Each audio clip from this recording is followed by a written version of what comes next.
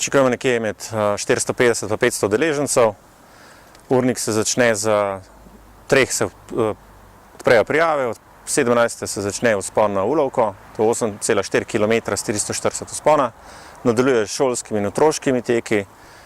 Eden izmed prvih vrhuncev večera, pozno popoldanskega dneva oziroma večera je polmaraton tekmovanja roleristov, ki šteje za pokal Pro Roller Tours. In ob 9. zvečer štart teka na 5 in 10 km.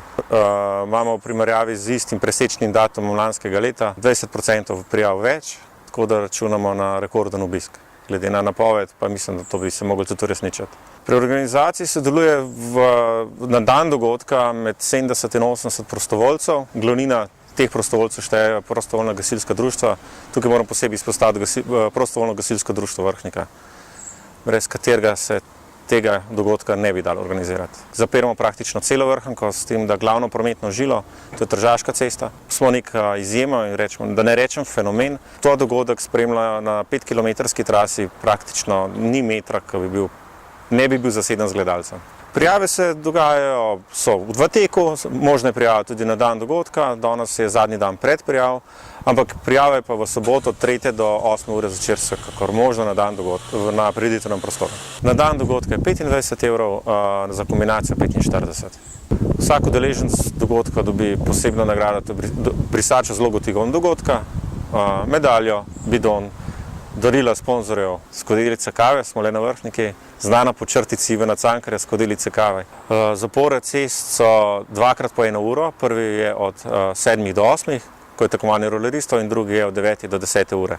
Takrat je Vrhnika praktično zaprta za avtomobilistični promet. Po prireditvi je seveda zabava z ansamblom Joške ven, tako da pričakujemo prijeten dogodek, ko se bo zavlekel pozno v noč. Rolerski klub Ljubljana že drugo leto sodeluje z organizatorji nočnega teka in letos smo se odločili, da bomo organizirali polmaratonsko preizkušnjo, ki smo jo lahko uvrstili tudi v svetovno lestvico Pro Roller Tour. S tem smo dobili tudi najboljše tekmovalce v regiji, saj te pridno zbirajo točke v tem točkovanju. Eden izmed imen je Mirko Rimesi iz Italije, ki je zmagovalec italijanskega in avstrijskega pokala v preteklosti in redni reprezentant italijanske reprezentance na svetovnih in evropskih prvenstvih. Domača Ana Odlazek pa je ravno pretekli vikend osvojila avstrijski pokal in je trenutno 3. v skupnem seštevku za svetovni pokal, 2. v skupni razvrstitvi za nemški pokal in 1. v Bayern pokalu. Trasa je izredno zanimiva in zelo zahtevna, z obilico ovinki, kar je dodatna motivacija tako za tekmovalce kot tudi gledalce. Najboljši trije imajo zagotovljene denarne nagrade in imeli bomo tudi leteči cilj z sponzorskimi nagradami po prvem krogu. Rekreativci morajo imeti za tekmovanje čelado in rolerje.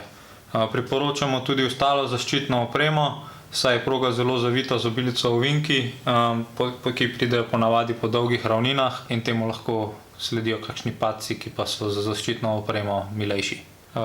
Tekmovalci so lahko vseh starosti, vkolikor so mlajši od 14 let, je pogoj za udeležbo članstvo v klubu, saj morajo v bistvu za polmaraton malce potrenirati.